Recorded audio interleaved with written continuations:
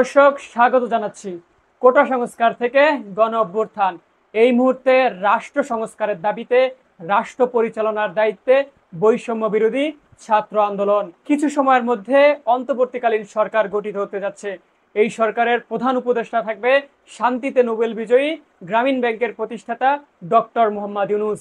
এছাড়াও 17 সদস্য বিশিষ্ট একটি অন্তর্বর্তীকালীন সরকার কিন্তু গঠিত হতে যাচ্ছে। ঢাকা পোস্টে আসা 17 সদস্যদের তালিকায় রয়েছে প্রধান উপদেষ্টা ডক্টর মোহাম্মদ ইউনূস ছাড়াও আরও রয়েছেন সালেহুদ্দিন আহমেদ, ডক্টর আসিফ নজরুল, আদিলুর রহমান খান, হাসান আরিফ, তৌহিদ হোসেন, সৈয়দা রেজওয়ানা হাসান, মোহাম্মদ নাহিদ ইসলাম অর্থাৎ কোটা সংস্কার আন্দোলনের অন্যতম সমন্বয়ক নাহিদ ইসলাম ও কোটা সংস্কার আন্দোলনের অন্যতম সমন্বয়ক আসিফ মাহমুদ সজীব ভুঁইয়া। আসিফ এবং নাহিদ তারা দুজনই কিন্তু অন্তর্বর্তীকালীন সরকারের যে 17 জনের যে লিস্ট দেওয়া হয়েছে সেখানে কিন্তু তারা রয়েছে।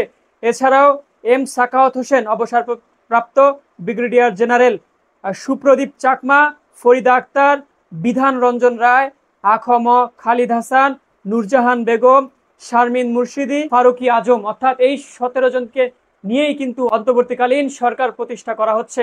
প্রধান উপদেষ্টা হিসেবে কিন্তু ডক্টর মোহাম্মদ ইউনূস এবং তাকে সাহায্য করার জন্য এই বাকি এরা রয়েছে। জানা যায় অন্তর্বর্তীকালীন সরকারের প্রধান হিসেবে শপথ নেওয়ার পর ডক্টর মোহাম্মদ ইউনূস রাষ্ট্রীয় অতিথি ভবন যমুনায় থাকবেন।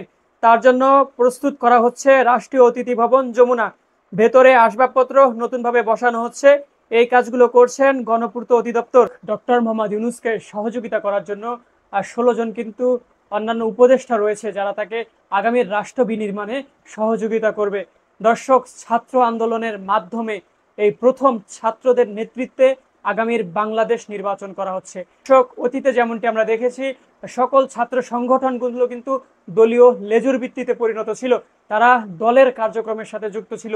কিন্তু এই প্রথম বৈষম্য বিরোধী ছাত্র আন্দোলন এবং তাদের অধীনে একটি সরকার গঠন। কেমন হতে যাচ্ছে আগামীর বাংলাদেশ সেটি এখন দেখার বিষয়। দর্শক, স্বাধীনতার 53 বছর পেরিয়েও মানুষের মুক্তি ও স্বাধীনতা কিন্তু ফিরে পায়নি।